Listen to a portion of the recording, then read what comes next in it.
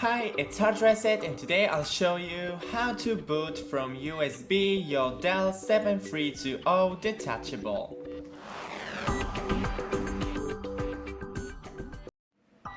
So first we need to restart our DELL.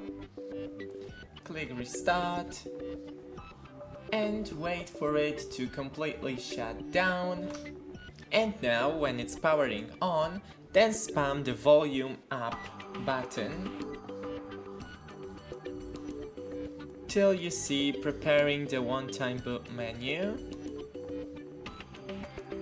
but it's not working.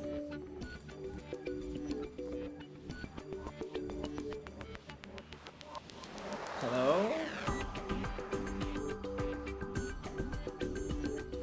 Okay, maybe I need to do it one more time. So restarting, and now spam the volume up button. Oh yeah, now it works. And right here, select your USB drive.